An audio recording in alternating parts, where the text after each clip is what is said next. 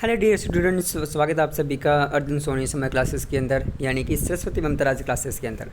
तो आज की इस वीडियो में हम कोशिका जीके के बारे में जानेंगे जो एसएससी सीएचएसएल एग्ज़ाम के अंदर नॉर्मली आते हैं। ठीक है, और ये जो कोशिका जीके वाला जो अपने आज की जो वीडियो है सबसे बेस्ट एंड पावरफुल वीडियो है, क्योंकि इसमें आपको मैं जो भी बताऊँगा वो लगभग एग्ज़ाम के अंदर ही आते हैं। ठीक है, इसलिए इस वीडियो को शेयर ज़रूर करें अपने फ्रेंड्स के पास और दोस्तों के पास।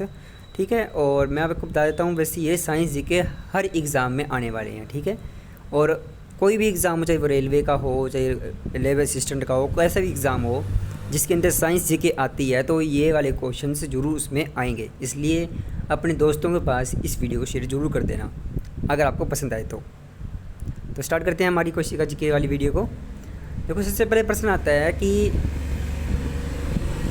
शरीर की रचनात्मक इकाई कौन सी है। ठीक है, शरीर की रचनात्मक इकाई कौन सी है, तो वो है कोशिका। यह आपको ध्यान रखना है, शरीर की रचनात्मक इकाई कौन सी है, कोशिका है। फिर आता है शरीर की क्रियात्मक इकाई कौन सी होती है, वो भी कोशिका होती है।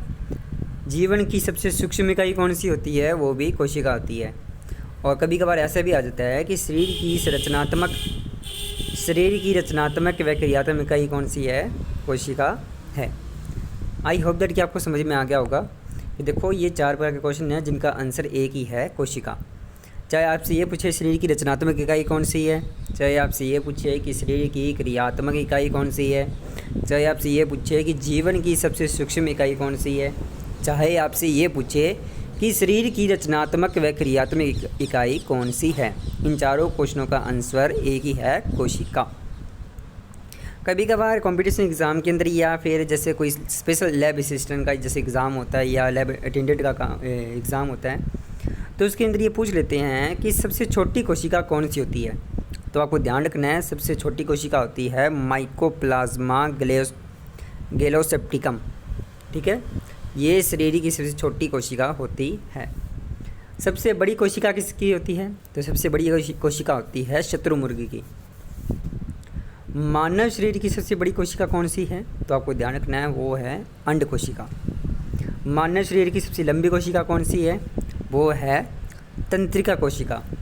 उसके बाद आता है कोशिका सिद्धांत, यानी कोशिका सिद्धांत किसने दिया था, वो दिया था स्लाइडन और स्वान ने। ये 2 वैज्ञानिक थे दोनों ही, स्लाइडन और स्वान, इन दोनों ने मिलकर क्या किया था, कोशिका सिद्धांत को दिया था। उसके बाद आता है क्वेश्चन है कि फादर ऑफ बैक्टीरियोलॉजी या फिर बैक्टीरियोलॉजी की खोज करने वाले कौन थे, वो थे ए.वी. ल्यूवेनहॉक। ठीक है, तो आप स्क्रीनशॉट लेना चाहें तो स्क्रीनशॉट ले सकते हैं। नेक्स्ट देखते हैं अपने। उसके बाद क्वेश्चन आता है कि कोशिका भित्ति किस में पाई जाती है। तो कोशिका भित्ति, ये ध्यान रखना, कोशिका भित्ति एक ऐसी दीवार होती है जो कोशिका की सुरक्षा करती है, और ये पादप कोशिकाएं में ही पाई जाती है। किस में पाई जाएगी, पादप कोशिकाएं में पाई जाती है। और उसके बाद क्वेश्चन आ जाता है कि कोशिका भित्ति किससे बनी होती है, तो वो बनी होती है सेल्यूलोज से बनी होती है। और सेल्यूलोज एक प्रकार का कार्बोहाइड्रेट होता है। उसके बाद ये जैसे अगर अपने टॉपिक लगता है प्रकाश संश्लेषण वाला, तो उसमें भी ये क्वेश्चन आ जाता है कि पादप कोशिका के अंदर भोजन संचित होता है, यानी पादप कोशिका के अंदर भोजन किस रूप में संचित होता है, तो आपको ध्यान रखना है, मंड या फिर स्टार्च के रूप में संचित होता है। क्वेश्चन वापस सुन लो, पादप कोशिका में भोजन किस रूप में संचित होता है, तो आपको बताना है जो पादप कोशिका के अंदर जो भोजन इकट्ठा होता है वो तो होता है या फिर मंड के रूप में या फिर इकट्ठा होता है स्टार्च के रूप में। आपको ये भी ध्यान रखना है कि मंड और स्टार्च भी क्या है, एक प्रकार के कार्बोहाइड्रेट होते हैं। उसके बाद क्वेश्चन आता है कि जंतु कोशिका में भोजन संचित होता है। अब जंतु कोशिका में भोजन किस रूप में संचित होगा, तो आपको ध्यान रखना है ग्लाइकोजन और वसा के रूप में।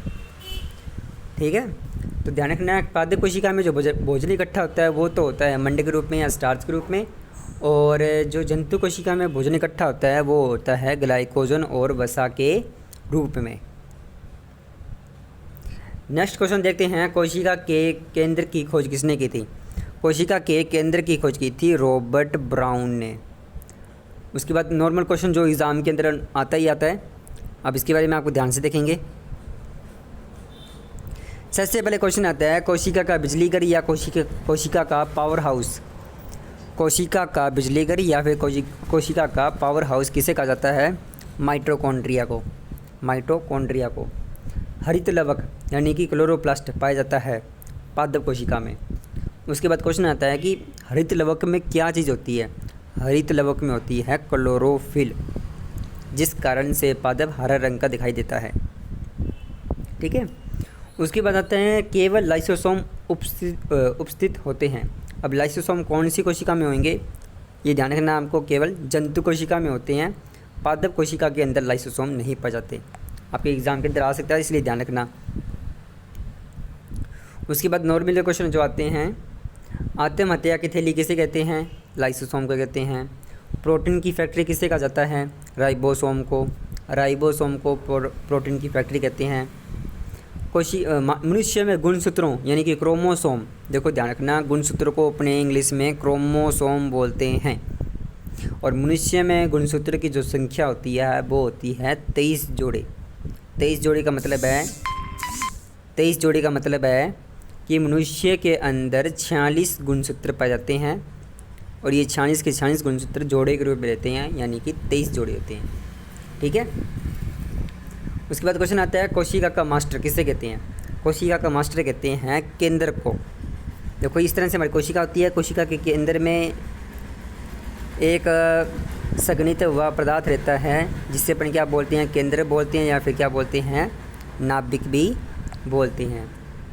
उसके बाद आता है कोशिका का सबसे बड़ा कोशिकांग कौन सा है? यानी कोशिका के अंदर ही एक कोशिका के भाग होते कई। देखो कोशिका के अंदर क्या होते हैं? बहुत से भाग होते हैं, जैसे कि केंद्रक होता है, लाइसोसोम होता है, राइबोसोम होता है, और भी बहुत से प्रकार होते हैं। उनमें सबसे बड़ा कोशिकांग कौन सा है, यानी कोशिका का सबसे बड़ा अंग कौन सा है? वो आता है अंतःप्रद्रवी जालिका, एंडोप्लाज्मिक रेटिकुलम इसका इंग्लिश में नाम है, और इसका हिंदी में नाम है अंतःप्रद्रवी जालिका। उसके बाद आ जाता है कोशिका का रसोई घर किसे कहते हैं? कोशिका का रसोई घर कहते हैं अपने क्लोरोप्लास्ट को।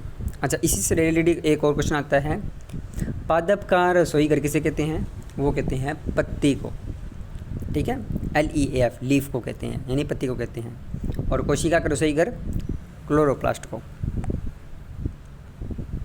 तो thank you, I hope that कि आपको वीडियो पसंद आई होगी। वीडियो पसंद आई तो प्लीज़ वीडियो को लाइक करें, शेयर करें, और ऐसी साइंस से मस्त जानकारी के लिए, ऐसी साइंस की मस्त जानकारी लेने के लिए या प्रॉपर जानकारी लेने के लिए हमारे इस चैनल को सब्सक्राइब जरूर करें।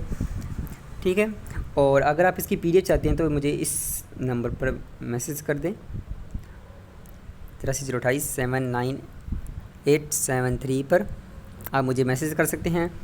और इसी के साथ अगर आप हमारे व्हाट्सएप ग्रुप में ज्वाइन होना चाहते हैं तो मैंने वीडियो का लिंक, जो ग्रुप का लिंक जो है वो डिस्क्रिप्शन बॉक्स में दे रखा है। अब वहाँ जाकर हमारे ग्रुप में ऐड हो सकते हैं।